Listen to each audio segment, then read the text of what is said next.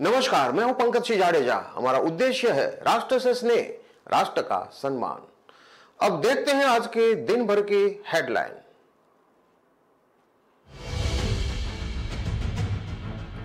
छात्र संघ चुनाव में राजनीति के खिलाड़ी, पटना यूनिवर्सिटी कैंपस में राजनीतिक दलों ने लगाया दम।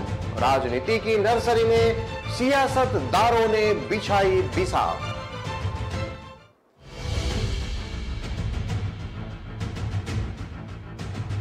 बिहार में अब तेजी से बढ़ेगी ठंड। पटना में सामान्य से 2-3 डिग्री कम हुआ तापमान। बांका में 11 डिग्री के करीब पहुंचा पारा।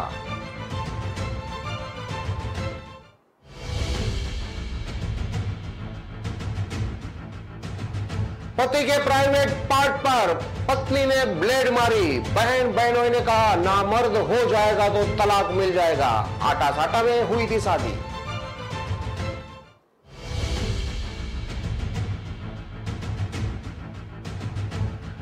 राजस्थान में इतना विस्फोटक मिला कि 1 किलोमीटर में तबाही मचा दे। धौलपुर की फैक्ट्री से निकला था ब्लास्ट का सामान। 8 महीने पहले भेजा था अजमेर।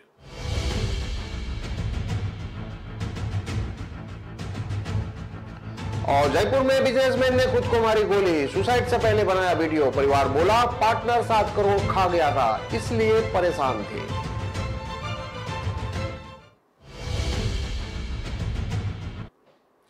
अब देखते हैं खबरें विस्तार से। पटना विश्वविद्यालय छात्र संघ चुनाव में भले राजनीतिक दल प्रत्यक्ष रूप से चुनाव न लड़ते हो, लेकिन उनके समर्थित उम्मीदवार जमकर चुनाव लड़ रहे हैं और उनको पूरा बैकअप मूल दल की तरफ से दिया जा रहा है। इसको लेकर विश्वविद्यालय में राजनीतिक दलों की तरफ से फील्डिंग भी सजाई जा रही है।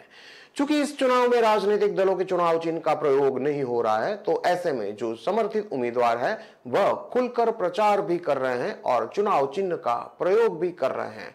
वहीं उनके मूल राजनीतिक दल के विधायक और संगठन के लोग कैंपस में घूम घूम कर अपने समर्थित उम्मीदवार के लिए वोटर को मोबाइल कर रहे हैं। सूचना के मुताबिक राष्ट्रीय जनता दल छात्र संघ चुनाव के लिए अपने युवा विधायकों को कैंपस में लगाया है। पार्टी के 10 युवा विधायक प्रतिदिन कैंपस में घूम घूम कर अपने समर्थित उम्मीदवार के लिए वोट मांग रहे हैं। एबीवीपी को जिताने में भाजपा के तमाम नेता लगे हुए हैं। एबीवीपी संगठन के नेता लगातार कैंपस में दौरा कर रहे हैं। उन्हें अपने पक्ष में करने के लिए केंद्र सरकार की तरफ से किए गए छात्रों के हित में काम को वोटरों के बीच में बताया जा रहा है। वहीं जेडीयू के उम्मीदवार सत्तारूढ़ होने की वजह से पूरा दमखम लगाते हुए धनबल के साथ छात्रों के बीच में सरकार की छात्र योजनाओं को बताकर मोबाइल किया जा रहा है। इसके लिए जो पूर्व छात्र नेता रहे हैं उनको चुनाव में लगाया गया है। कैंपस में प्रचार करते हुए छात्रों के से मुलाकात करते हुए राष्ट्रीय जनता दल के बोचहा विधायक अमर पासवान ने मीडिया को बताया कि यूनिवर्सिटी में अपने लोगों को जानने, समझने और उनकी समस्याओं को जानने के लिए आया हूं। हालांकि अमर पासवान यह स्वीकार नहीं करते हैं कि वह वोटरों को मोबाइलाइज करने के लिए आए हैं, लेकिन साफ तौर पर कहते हैं कि जो चीजें मुझे यहां पता चलेगी वह अपने आला कमान को बताएंगे ताकि यहां बेहतर व्यवस्था हो सके। भाजपा के विपक्ष के नेता विजय सिन्हा बताते हैं कि लोकतंत्र में छात्र संघ पहली सीढ़ी है। छात्र संघ में जो छात्र चुनाव जीतकर आते हैं उन्हें यह पता होता है कि काम कैसे करना है। छात्र संघ चुनाव को लेकर जनता दल यू के नेता भी काफी सीरियस हैं। जनता दल यू के प्रवक्ता अभिषेक कुमार झा बताते हैं कि नीतीश कुमार भी छात्र राजनीति से बिहार की राजनीति में आए। देश की राजनीति उन्होंने की है। बहुत ही महत्वपूर्ण यह चुनाव है। इसमें हमारे समर्थित उम्मीदवार जीते, ऐसी उम्मीद जताई जा रही है। राष्ट्रीय प्रवक्ता शक्ति सिंह यादव भी कहते हैं कि राजनीति की पहली सीढ़ी ही छात्र संघ चुनाव है।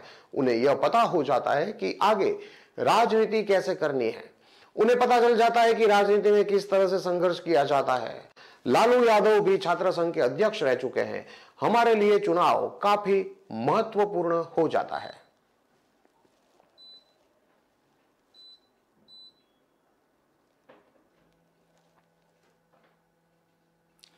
बिहार के मौसम में तेजी से बदलाव हो रहा है। सर्दी तेजी से बढ़ने लगी है। राज्य भर में पश्चिमी और उत्तर पश्चिमी हवाओं की रफ्तार धीरे धीरे बढ़ने लगी है। राज्य में 10 दिन तक दिन और रात का तापमान लगभग स्थिर रहने के बाद शनिवार को गिरावट आई। सभी जिलों में दिन और रात के तापमान में 2 से 3 डिग्री तक की कमी दर्ज की गई। इस दौरान पश्चिमी और उत्तर पश्चिमी की तरफ से 10 से 14 किलोमीटर प्रति घंटे की रफ्तार से हवाएं चल रही थी। मौसम विभाग के मुताबिक बिहार में मौसम पूरी तरह से शुष्क है। इससे तेज हवाएं बिहार के सभी हिस्से में समान रूप से दिखाई दे रही है। पटना समेत प्रदेश के 20 जिलों में न्यूनतम तापमान में गिरावट दर्ज की गई है, जिससे ठंड में वृद्धि हुई है। वहीं कई शहरों और ग्रामीण इलाकों में सुबह और रात के समय धुंध की स्थिति बनी हुई है। मौसम विभाग के अनुसार बिहार में उत्तर पश्चिमी हवा की गति 10 से 14 किलोमीटर प्रति घंटा है। आपको बता दें कि हवा की रफ्तार बढ़ने के साथ ठंड के असर में वृद्धि होगी। साथ ही पहाड़ी क्षेत्रों में लगातार बर्फबारी का असर भी बिहार के में भी देखने को मिल रहा है। बुधवार के दिन राजधानी के अधिकतम और न्यूनतम तापमान में सामान्य से 2 से 3 डिग्री तक गिरावट दर्ज की गई है। राजधानी का न्यूनतम तापमान 14.6 डिग्री और अधिकतम तापमान 28.4 डिग्री सेल्सियस दर्ज किया गया। प्रदेश भर में बांका सबसे ठंडा शहर रहा। यहां पर न्यूनतम तापमान 11.8 डिग्री सेल्सियस दर्ज किया गया। बुधवार को राजधानी समेत प्रदेश के 20 जिलों के वाल्मीकि नगर, पूर्वी चंपारण, मुजफ्फरपुर, सिवान, औरंगाबाद, गया, सीतामढ़ी, सुपौल, फारबिसगंज, समस्तीपुर, बेगूसराय, खगड़िया, भागलपुर, सबौर, बांका, कटिहार, पूर्णिया, अररिया, नवोदा के न्यूनतम तापमान में गिरावट आई है।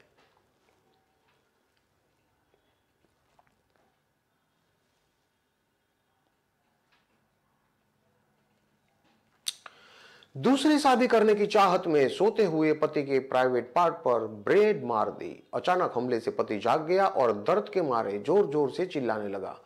मामला बाड़मेर जिले के धोरी मन्ना भलीसर गांव का है। महिला की शादी आटा साटा में हुई थी। पति का प्राइवेट पार्ट काटने की कोशिश का यह मामला 1 अक्टूबर का है। पीड़ित पति ने मंगलवार को पुलिस में मामला दर्ज कराया है। इससे पहले मामले को सुलझाने के लिए करीब 1 महीने तक दोनों पक्ष में सामाजिक स्तर पर पंचायत चलती रही। शिकायत मिलने पर पुलिस ने पीड़ित युवक का मेडिकल कराया। मेडिकल रिपोर्ट के अनुसार फिलहाल उसका घाव भर चुका है। पुलिस उसकी पत्नी से पूछताछ कर रही है। पुलिस का एसपी के जरिए युवक की रिपोर्ट मिली थी। उसमें बताया कि भलीसर निवासी गोमाराम अन्नाराम की शादी 6 महीने पहले कानू देवी से हुई थी। वह सनाबड़ा बाड़मेर की रहने वाली है। गोमाराम किसान है। घटना की रात को खेत में बनी ढाणी में सो रहा था। पत्नी भी साथ ही थी। वो फोन पर बहन और बहनोई से बात कर रही थी। इसको लेकर दोनों में बहस हो गई। थोड़ी देर बाद पति सो गया। इसके बाद रात में सोने के दौरान उसकी पत्नी ने उसके प्राइवेट पार्ट पर ब्लेड से हमला कर दिया। गोमाराम दर्द से चीख उठा। परिवार के अन्य सदस्य भी जाग गए। किसी तरह से उसे संभाला। अगले दिन सुबह उसे प्राइवेट हॉस्पिटल लेकर गए। उसका इलाज कराया गया। गनीमत रही कि कट ज्यादा गहरा नहीं लगा था। इसके बाद करीब 1 महीने तक सामाजिक स्तर पर दोनों परिवारों में पंचायती भी चली। इस दौरान घर में रिश्तेदार की डेथ भी हो गई थी। फिर परिवार उसमें लग गया था, लेकिन आखिरकार अब मामला थाने तक पहुंच गया है। एसपी को पेश की गई रिपोर्ट में पीड़ित ने बताया कि हमले के बाद पत्नी से पूछा कि तूने ऐसा क्यों किया। इस पर उसने बताया कि बहनों ने उससे कहा था कि तू पति का प्राइवेट पार्ट काट दे, तब वो नामर्द हो जाएगा, फिर तेरा उससे तलाक हो जाएगा, फिर तेरी शादी तेरी पसंद के लड़के के साथ हो जाएगी। उधर पीड़ित की पत्नी ने घटना के 5 दिन बाद 6 अक्टूबर को पति और ससुराल वालों के खिलाफ महिला थाने में दहेज प्रताड़ना और मारपीट का मामला दर्ज करा दिया था। फिर वह घर छोड़कर मायके चले गई थी। वहीं धोरी मन्ना सिवन हॉस्पिटल के डॉक्टर बुधाराम बिश्नोई के मुताबिक पीड़ित व्यक्ति आया था। उस समय उसने बताया था कि कुछ नुकीली चीज लग गई है। प्राइवेट पार्ट में ज्यादा चोट नहीं थी। इलाज करके कुछ ही घंटों में उसे घर भेज दिया था। पीड़िता और बहन की आटे साटे में शादी हुई थी। घटना वाले दिन आया था बहन का और फोन। गोगाराम और उसके बहन की शादी आटे साटे में हुई थी। बहन पुष्पा की शादी गोमाराम की पत्नी कानू देवी के भाई लाखाराम के साथ हुई थी। पीड़ित की बहन का ससुराल गांव के सनावड़ा में है। पुलिस ने बताया कि घटना वाली रात बहन जेठी और उसके पति हुक्माराम का कॉल आया था। पीड़ित युवक ने बताया कि 1 अक्टूबर की घटना के बाद पत्नी ने महिला थाने में उसके खिलाफ दहेज प्रताड़ना और मारपीट का मामला दर्ज करवाया था। जब पुलिस ने पूछताछ के लिए बुलाया तो उसे इसके बारे में पता चला। पुलिस ने जब पूछताछ की तो गोगाराम ने अपने साथ हुई घटना की जानकारी पुलिस को दी। बात परिवार तक पहुंची तो सामाजिक स्तर पर पंचायत बुलाई गई। 1 महीने तक दोनों परिवारों के बीच सुलह की बात चलती रही, लेकिन जब कोई निस्तारण नहीं हुआ तो पीड़ित 1 नवंबर को एसपी ऑफिस पहुंचा और शिकायत दी। इसी शिकायत के आधार पर पुलिस ने 15 नवंबर को गोगाराम की पत्नी के खिलाफ मामला दर्ज कर लिया और आगे की जांच शुरू की है।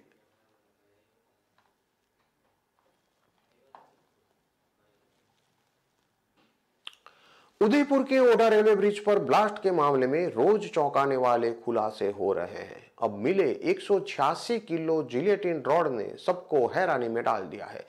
इतनी बड़ी मात्रा में मिला धमाके का सामान करीब 1 किलोमीटर तक तबाही मचा सकता है। मीडिया ने जब इन विस्फोट की पड़ताल की तो चौंकाने वाला खुलासा हुआ। जो जिलेटिन डूंगरपुर की सोम नदी के पुल पर मिला है वह 8 महीने पहले धौलपुर की एक्सप्लोजिव फैक्ट्री से सप्लाई हुआ था। इस मामले में धौलपुर और अजमेर दोनों का कनेक्शन सामने आया है। दरअसल शनिवार रात 11 बजे उदयपुर के ओढ़ा रेलवे ब्रिज पर ब्लास्ट होता है। ब्लास्ट की सूचना मिलने के बाद अगले दिन रविवार को तमाम सुरक्षा एजेंसियां मौके पर पहुंचती है। घटना के 3 दिन बाद यानी कि 15 नवंबर मंगलवार को घटनास्थल से 70 किलोमीटर दूर आसपुर के पास पुल के नीचे जिलेटिन की छड़ें मिलती है। एक बार फिर पुलिस से लेकर सुरक्षा एजेंसियां अलर्ट हो जाती है। जब इस मामले की जांच की तो 2 कनेक्शन सामने आए, पहला धौलपुर और दूसरा अजमेर। धौलपुर इसलिए क्योंकि सोम नदी के पुल के नीचे मिला ये विस्फोट धौलपुर की Rajasthan explosive and chemical limited factory में बना था।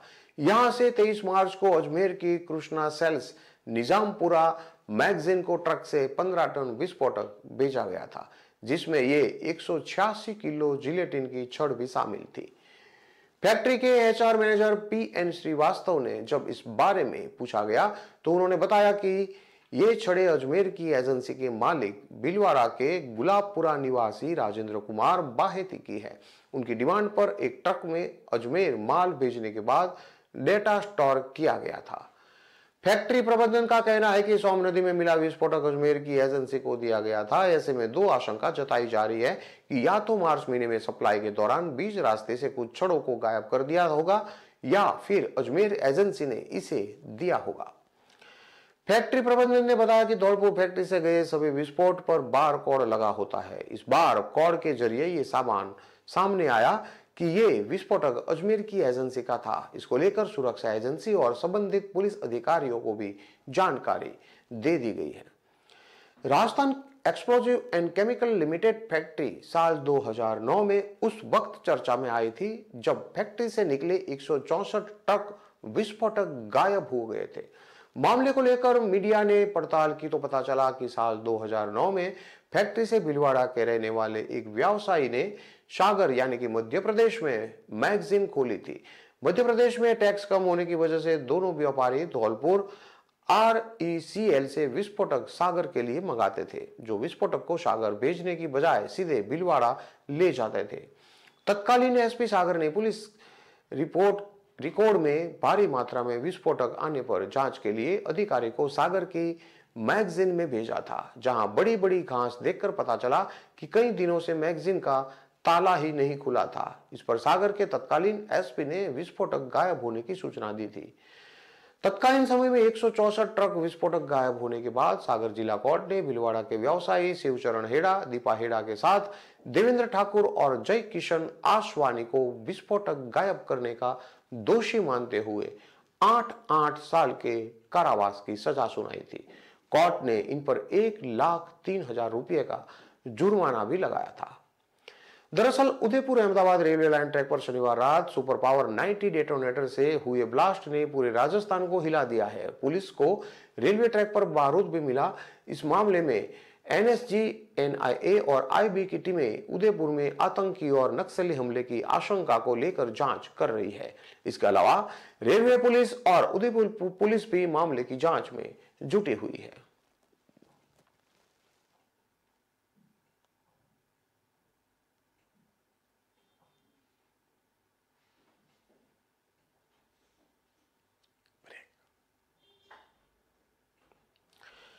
खबरों में लेते हैं अब एक छोटा सा विराम।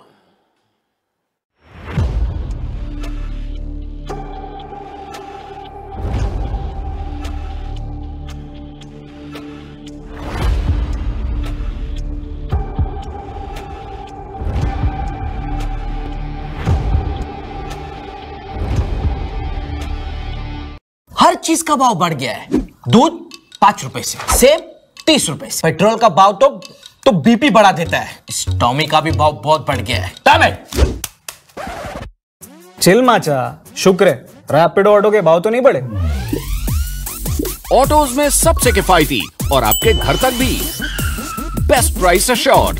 Forget meter, enjoy every kilometre. दीदी अब ऐसे ऑटो लेने कहाँ तक जाओगी? दरवाजे तक।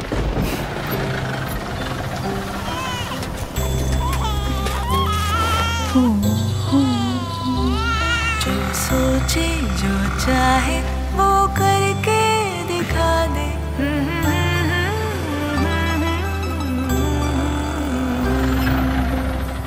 Thank you. Welcome back Kavita. Auto ढूंढने की परेशानी और पुराने तरीकों की कहानी पीछे छोड़ो। उबर ऑटो से बस सोचो और चल पड़ो। उबर, बस सोचो और चल पड़ो।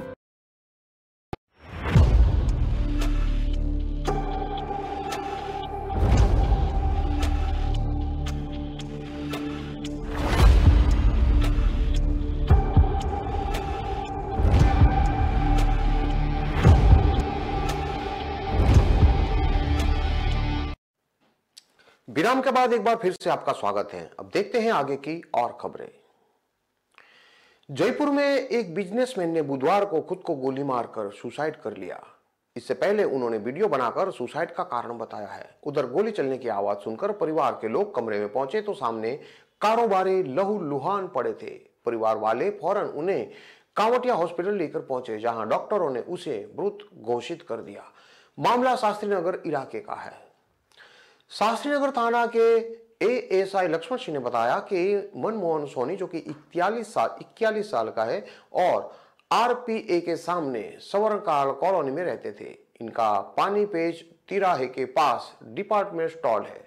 बुधवार दोपहर करीब 10:30 बजे मनमोहन ने अपनी लाइसेंसी रिवॉल्वर से सीने में गोली मार ली। उस समय घर में मनमोहन, उसकी पत्नी नीतू सोनी और बेटा यश, मां और छोटे भाई रोहित सोनी की पत्नी मौजूद थी। बेटा यश हादसे के वक्त शॉप पर जाने की तैयारी कर रहा था। अचानक फायर की आवाज सुनकर कमरे में गए तो सबके होश उड़ गए। उसके बाद तुरंत ही छोटे भाई रोहित को बुलाया। मनमोहन को गाड़ी में हॉस्पिटल लेकर गए, लेकिन तब तक उसकी मौत हो चुकी थी। सुसाइड से पहले मनमोहन सोनी ने वीडियो भी बनाया। इसमें उन्होंने कहा कि मैं सुसाइड करने का कई बार मन बना चुका हूं। इसे लेकर वह कई बार वीडियो भी बना चुका हूं, लेकिन हिम्मत नहीं हुई। मेरी आत्महत्या का जिम्मेदार सत्यार्थ तिवारी, यथार्थ तिवारी, रमेश चंद तिवारी, एनी भारद्वाज और लोकराज पारिक है। इनको सजा मिलनी चाहिए। मेरे परिवार को इनसे पैसा दिलवाए बहुत परेशान हो गया हूं, बहुत दुखी हो गया हूं। बैंकों के फोन आ रहे हैं। इन लोगों ने मुझे बैंकों के कर्ज में डुबो दिया है। कर्ज में चुका नहीं पा रहा हूं। ये मेरा लेटेस्ट वीडियो है। इससे पहले के 2 और वीडियो भी है। हिम्मत नहीं जुटा पाया था आत्महत्या करने की। मेरी LIC में एक पॉलिसी है, उसका क्लेम भी दिलवा दिया जाए, जिससे मेरे घर वालों को सहायता मिल सके। प्लीज रिक्वेस्ट है। समाज के लोगों से, मेरे घर वालों से रिक्वेस्ट है कि परेशान मत होना, दुखी मत होना। समाज में बड़े बड़े लोगों से भी अपील है कि वह मेरे परिवार को न्याय दिलवाना प्लीज। मनमोहन सोनी के चचेरे भाई समर सोनी ने बताया कि मनमोहन का 20 साल पुराना बिजनेस पार्टनर सत्यार्थ तिवारी है। सत्यार्थ तिवारी के पिता रमेश चंद तिवारी राजस्थान पुलिस में डिप्टी थे। सत्यार्थ फाइनेंस का काम करता था। मनमोहन सोनी का पैसा फाइनेंस पर लगा दिया। फिर कोरोना के समय पर सत्यार्थ ने हाथ खड़े कर दिए। घर बुलाकर मनमोहन सोनी को डराया धमकाया करते थे। बोलते थे तेरा पैसा गया तो कुछ नहीं कर सकता है। 7 करोड़ रुपए मनमोहन सोनी ने सत्यार्थ को दिए थे। परिजनों ने पुलिस को बताया कि पार्टनर के धोखा देने के कारण वो परेशान चल रहे थे। उन्हें काफी समझाया गया था। सभी का कहना था कि कुछ दिनों में परेशानी ठीक हो जाएगी। पुलिस ने मनमोहन का मोबाइल जब्त कर लिया है। पुलिस जांच में जुट गई है। मनमोहन सोनी ने 2 साल पहले भी आत्महत्या का प्रयास किया था। उस दौरान सोनी ने बहुत सारी गोलियां एक साथ खा ली थी। तब भी शास्त्रीनगर थाना पुलिस ने एफआरआई करने से मना कर दिया था। जैसे तैसे करके एफआरआई दर्ज कराई गई। बाद में सत्यार्थ तिवारी ने एफआरआई लगवा दी थी। पीड़ित परिवार ने बाद में कोर्ट का दरवाजा खटखटाया। इसके बाद पुलिस बोली थी कि यह सिविल का केस है, ज्यादा कुछ नहीं हो सकेगा। तारीख पर तारीख मिलने के कारण मनमोहन सोनी काफी टूट चुके थे। सत्यार्थ तिवारी के पिता रमेश चंद्र तिवारी बेटे का केस लड़ रहे थे। कोर्ट में तारीख पर तारीख ले रहे थे। अब तक वह 8 से अधिक तारीख ले चुके हैं। इससे परेशान होकर सोनी ने बुधवार को सुसाइड कर लिया। घर में मनमोहन और उसके छोटे भाई रोहित का परिवार रहता है। मनमोहन के 20 साल का बेटा भी है जिसका नाम यश है और वो 16 साल की बेटी इशिता भी है। घटना के बाद इशिता और छोटे भाई के 2 बेटे स्कूल गए हुए थे। भाई किसी काम से बाहर था जिसे परिवार ने फोन करके घर बुलाया था। डीसीपी नॉर्थ परेश देशमुख ने बताया कि हमारी टीम मौके पर है। परिवार जो रिपोर्ट देगा उसके आधार पर कार्रवाई की जाएगी।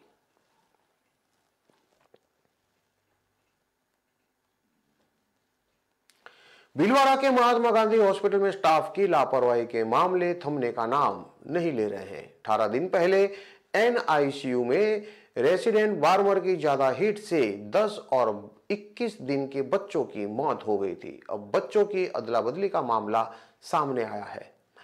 परिवार के हंगामे के बाद पुलिस पहुंची, मामले की जांच की जा रही है। भीलवाड़ा शहर से 22 किलोमीटर दूर के रहने वाले दिनेश बिश्नोई ने बताया कि बुधवार को पत्नी टीना को डिलीवरी के लिए एचसी सेंटर लाया गया था। डॉक्टरों ने 12 बजे ऑपरेशन किया। कुछ देर बाद स्टाफ ऑपरेशन थिएटर से बाहर आया और लड़का होने की बात कही। नवजात शिशु को दिखाकर एनआईसीयू में ले जाया गया।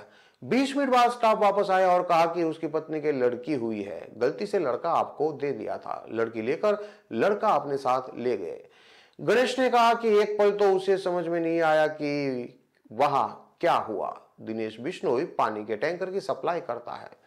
परिवार ने बच्चा बदलने का आरोप लगाकर हंगामा खड़ा कर दिया। वहीं स्टाफ का कहना है कि टीना के बेड के पास ही दीपक सिंधी की पत्नी भी डिलीवरी हुई थी, उनके लड़का हुआ था। हंगामे के बाद हॉस्पिटल अधीक्षक doctor Arun Gaur, MCHC centre प्रभारी डॉक्टर इंद्र सिन्हा सहित अन्य डॉक्टर और भीमगंज पुलिस का जाब्ता मौके पर पहुंचा।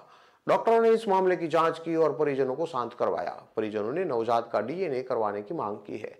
महात्मा गांधी हॉस्पिटल के अधीक्षक डॉक्टर अरुण गौड़ ने बताया कि बुधवार को एमसीएसी सेंटर में काफी सीजेरियन केस थे।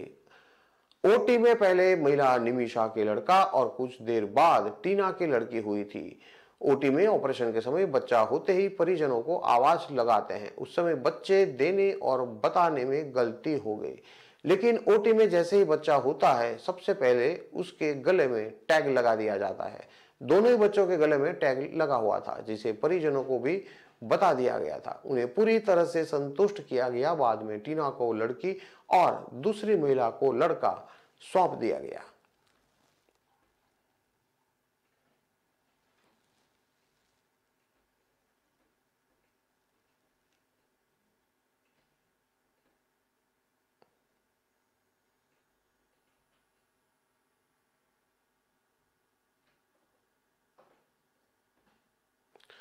जयपुर की नाहरगढ़ पहाड़ी की घुमावदार सड़कों पर रात के 3 बजे स्कॉर्पियो दौड़ाते दोस्तों की जान पर बनाई। बेकाबू स्पीड में भागती गाड़ी पहाड़ के एक कोने से 500 फीट नीचे खाई में जा गिरी। तेज धमाके से पूरा एरिया गूंज उठा। स्थानीय लोगों ने बताया कि एक्सीडेंट की आवाज काफी दूर तक सुनाई। इसे भयानक हादसे में एक युवक की मौके पर ही मौत हो गई, जबकि कार सवार 4 युवक बुरी तरह से घायल है। घटना बुधवार की है।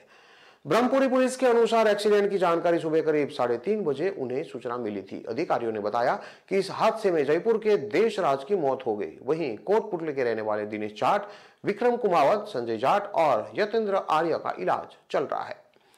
पुलिस के अनुसार स्थानीय लोगों की सूचना के बाद करीब 4 बजे रेस्क्यू शुरू हुआ।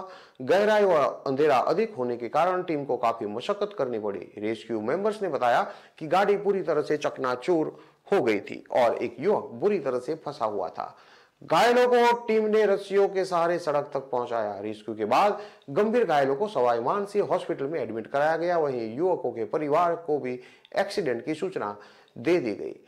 रेस्क्यू टीम के अनुसार चारों घायल पहाड़ी पर अलग अलग जगहों पर पड़े मिले। वहीं मृतक देशराज मीणा कार में फंसा हुआ मिला। कार को कटर से काटकर देशराज को बाहर निकाला गया। मृतक की बॉडी का पोस्टमार्टम कराकर शव परिजनों को सौंपा जाएगा।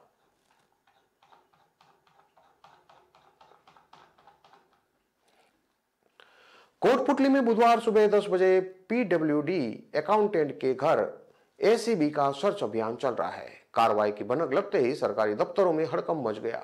यह सर्च अभियान आय से अधिक संपत्ति के मामले में किया जा रहा है। एसीबी के अतिरिक्त पुलिस अधीक्षक डॉक्टर आहत खान ने बताया कि कोटपुतली में पीडब्ल्यूडी के अकाउंटेंट महिपाल सिंह के 3 ठिकानों पर तलाशी अभियान चलाया गया। अभियान में एसीबी की जयपुर ग्रामीण और इंटेलिजेंस यूनिट के सहयोग से टीमों ने कार्रवाई करते हुए अकाउंटेंट महिपाल सिंह के ठिकानों से अनुमानित 2,63,00,000 की संपत्ति की जानकारी मिली है। आरोपी के खिलाफ आय से अधिक संपत्ति अर्जित करने का मामला दर्ज करके जांच शुरू की जा रही है। महिपाल सिंह फिलहाल नगर निगम जयपुर हेरिटेज में कार्यरत है। जानकारी के अनुसार एसीबी के एएसपी राजपाल गोदारा और हिमांशु के नेतृत्व में सर्च अभियान चल रहा है। आपको बता दें कि कोटपुतली पीडब्ल्यूडी में अकाउंटेंट रहे महिपाल सिंह शेखावत के घर और ऑफिस में तलाशी की जा रही है। पीडब्ल्यूडी कार्यालय में और न्यू मॉडल पब्लिक स्कूल के पास में कार्रवाई हो रही है। एसीबी के अधिकारी फिलहाल कुछ भी बोलने से बच रहे हैं।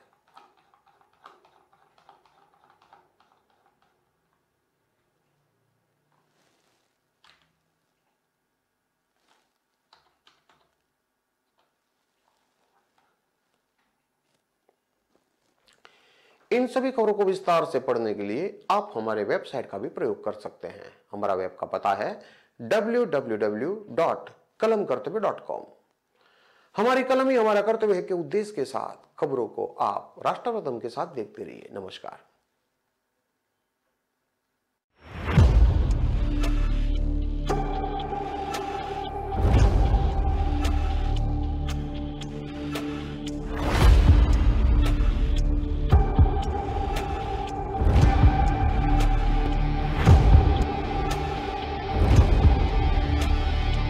रस्तोगी जब रैपिडो पे टाइम से पहले ऑफिस पहुंचने लगा तो अपने आप को एकदम टॉप मैनेजमेंट समझने लगा।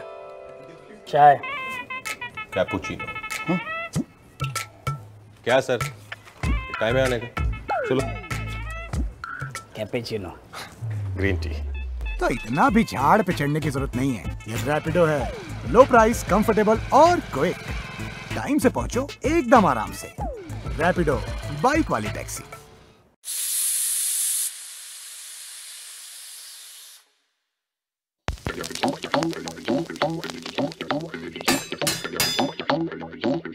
भिगोना पड़ेगा, उबालना पड़ेगा, पर कौन बोला? रेसिपी फॉलो करना पड़ेगा। थोड़ा सी, थोड़ा सॉफ्ट, थोड़ा कुक्ड, थोड़ा रॉ, थोड़ा रोस्ट, थोड़ा फ्राई, थोड़ा लो, थोड़ा